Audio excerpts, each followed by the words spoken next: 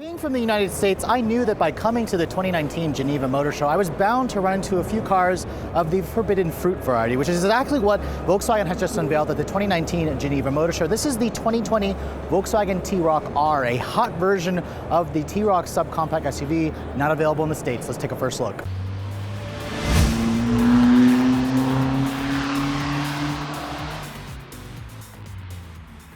So since most of my audience is from the United States, a lot of you are probably unfamiliar with the Volkswagen T-Roc. The company actually launched this vehicle in Europe back in 2017 as a subcompact SUV. So if this came to America, it would essentially compete with vehicles like the Toyota CHR, the Nissan Kicks, the Honda HR-V, etc. Now you can see the front fascia of the T-Roc definitely has the traditional Volkswagen family resemblance. The grille kind of mimics what I've shown you guys on the current Jetta.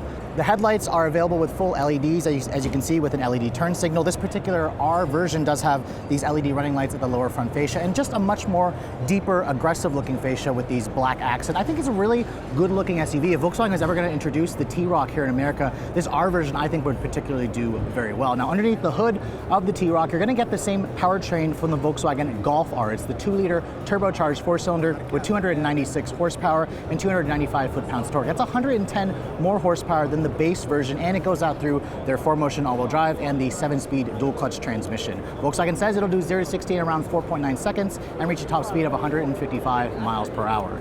So from the side profile of the T-Roc R, you can see it actually has a more conventional hatchback-like shape. It's a little bit raised up to go with that SUV theme where this thing tries to make it look a little bit more like a crossover. Now, a couple of other things that have carried over from the Golf R include the brakes. These are actually the same brakes that you get on the R Performance, which isn't available here in America, but there's 17-inch rotors in the front. So those are massive rotors wrapped in 19-inch wheels on 235/40 series tires. It just looks fantastic. It has a really nice profile. In fact, the ride height of this particular one has actually been dropped about 20 millimeters compared to the standard T-Roc.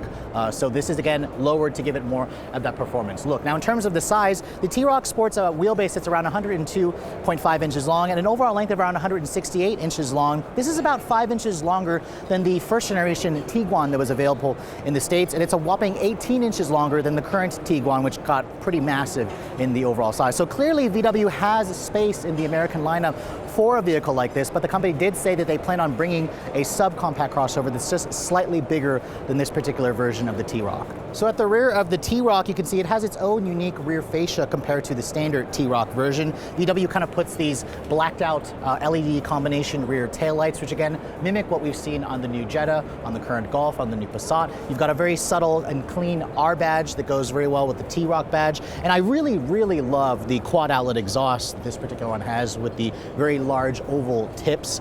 They just look fantastic. They go really well with the black rear diffuser. Just gives this thing a really aggressive look. You wouldn't think this thing is an SUV. It looks more, again, like a better looking version of the Volkswagen Golf R. Now being an SUV, you probably want to know how the cargo capacity is. And unfortunately, I don't really know the numbers since this vehicle is not available here in the US, but in terms of the space, it looks like it pretty much matches that of the Volkswagen Golf, which offers around 30 cubic feet of space with around 52 cubic feet of space if you fold down the seats. There's also underfloor storage here with the availability or the space to fit a temporary spare tire.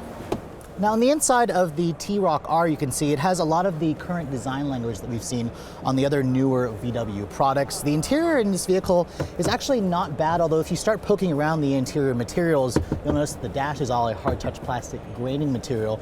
Even the door panels, again, vehicles like the Jetta even offer a slightly nicer interior in terms of the material. So you can see some cost cutting evident here, showing that this is VW's smallest and least expensive SUV in its European lineup. Now a couple of other things that are premium you're going to notice, it's got that digital cockpit display. It's got the latest version of the Volkswagen Incarnet infotainment system with that 8.8-inch display with Apple CarPlay and Android Auto. You have dual zone automatic climate control, heated seats. You have these really comfortably, aggressively bolstered seats, which kind of are surprisingly manual in power. So again, I'm not entirely sure how Volkswagen is going to equip this to compete with the market, since I don't technically know the market here in America or in Europe. But I will say that the interior in this vehicle, despite how small it is, does does feel relatively comfortable. The dash is a little bit on the higher side. You kind of have a really good view out of the road or out of the dash or the front seats when you're actually sitting in the vehicle. And overall, I think it's fairly comfortable, but I can see why VW probably wants to make this vehicle a little bit more spacious in the inside, maybe give it a little bit more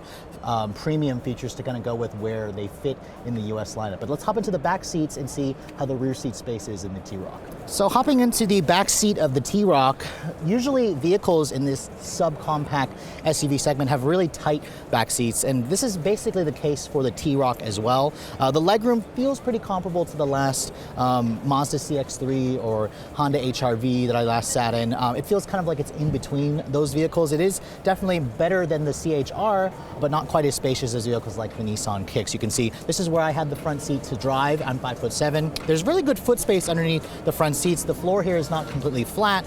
Like some competitors, you have dual map pockets, you have rear seat air vents, and then all the materials are basically hard touch plastic, which is kind of the norm, especially when you're in this price sensitive class. Now, the T-Roc R is technically just a prototype vehicle, but Volkswagen says it's basically ready for production here in Europe. Again, this vehicle is not coming to the United States, so I have no idea what the pricing would be, but if I was gonna guess, if this vehicle did come to America sometime later this year, I would roughly pay maybe around $32,000 for a vehicle like this to start, especially when you've got 300 horsepower, 0 to 60 in under 5 seconds. It basically will add some fun into the subcompact SUV, which is something that America really needs. I really don't like the subcompact SUV because they're all slow, they're all cheap, they're all cramped, but this at least adds a nice measurable dose of fun, and it makes the Golf R basically a little bit more unique, a little bit more practical, and I think it would really do well if VW decided to bring it to America. So let me know in the comments below if you think that Volkswagen should bring the T-Roc R or a version of this vehicle to the United States, and let me know exactly how much you'd roughly pay for something like this if they actually did. For Redline Reviews at the 2019 Geneva Motor Show, I'm Sofyan Bey.